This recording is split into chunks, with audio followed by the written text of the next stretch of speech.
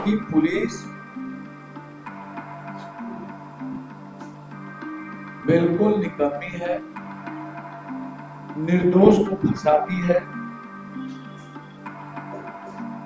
सही आदमी को जेल भेजती है, गलत आदमी को बचाती है। सुपारी, गाय का जितना व्यापार होता है, कोयला, सबका पैसा आपकी पुलिस ही खाता। पॉस्को एक्ट नहीं लगा, लड़ाई लड़ी। बलात्कार स्वीकार नहीं हो रहा था, लड़ाई लड़ी।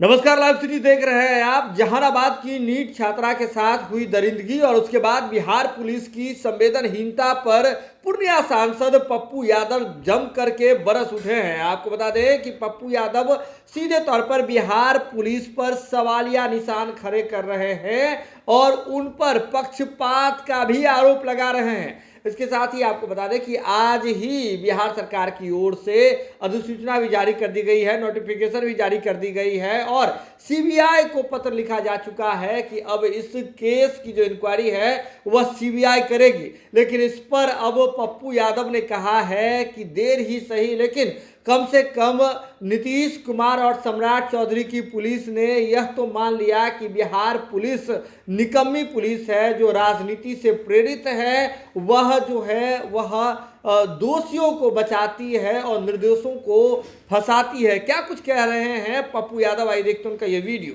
कि अभिषेक रंजन कितने पावरफुल और ताकतवर लोग। अभिषेक रंजन का लॉग है,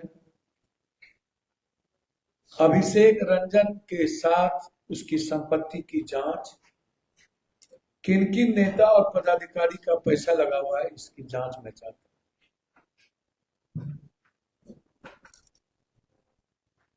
जब पहले ही प्रभाव के हॉस्पिटल के डॉक्टर सतीश सिंह के द्वारा बच्ची के बलात्कार को झुठलाया गया, गैनोकोलॉजिस्ट के द्वारा कहा गया बलात्कार नहीं हुआ, जबकि बच्ची का पीरियड डेट नहीं था, बच्ची के प्राइवेट पार्ट से क्लियर हो चुका था कि बलात्कार हुए हैं, तो वो किसके इशारे पर किया और उससे पूछताछ और उसकी गिरफ्तारी क्यों नहीं हुई। डॉक्टर सतीश सिंह के हॉस्पिटल में सतीश सिंह के द्वारा 27 पेज का मेडिकल समरी दिया गया। उस मेडिकल समरी में उन्होंने सभी इलाज कर लिए, लेकिन वो भूल गए कि जब किसी बच्ची की जांच प्रेगनेंसी की जाएगी तो बिना माँ बाप और भाई के दस्तखत के नहीं की जा सकती। तो फिर बच्ची की प्रेगनेंसी की जांच कैसे किया गया,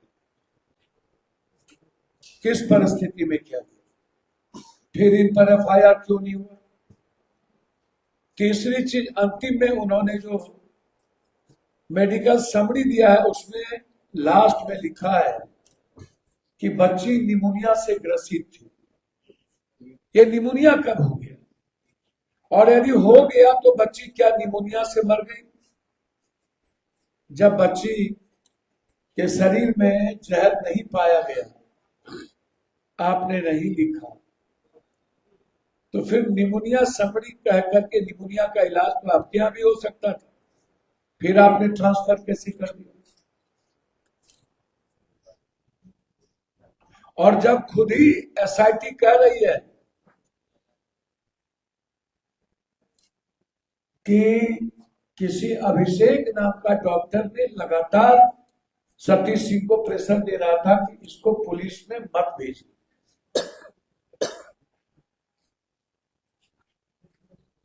तीसरी चीज, थाना इन लोगों को लाकर नीलू अग्रवाल, अभिषेक रंजन को किसने छोड़ा, किसके कहने पर छोड़ा।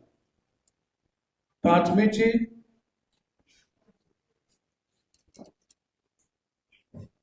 एफआईआर वक्त पे क्यों नहीं, 9 तारीख के बाद क्यों,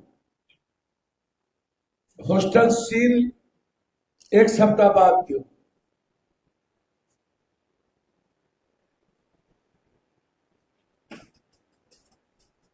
तो आपने सारे पहलू की जांच नहीं की और प्रभात हॉस्पिटल के कहने पर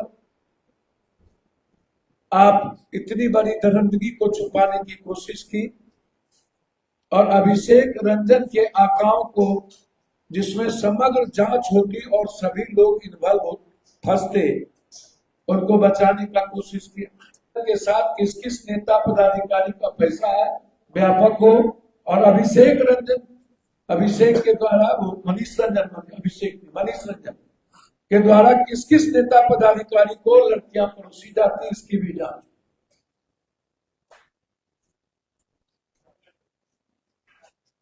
और इतने दिनों के बाद लेकिन आप इसको स्वीकार कर लिए हैं कि आपकी पुलिस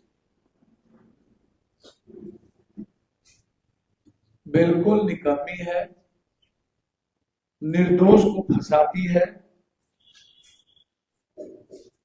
सही आदमी को जेल भेजती है, गलत आदमी को बचाती है। आपकी पुलिस पॉलिटिकल डाटा से अप्रभावित है। आपकी पुलिस राजनीतिकरण का एक उदाहरण हो गया है और सिर्फ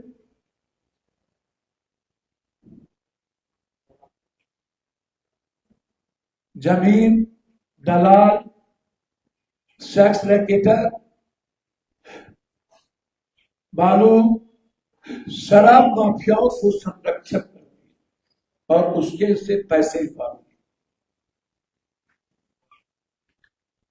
सुपारी, गाय का जितना व्यापार होता है, कोयला, सबका पैसा आपकी पुलिस ही खाती है।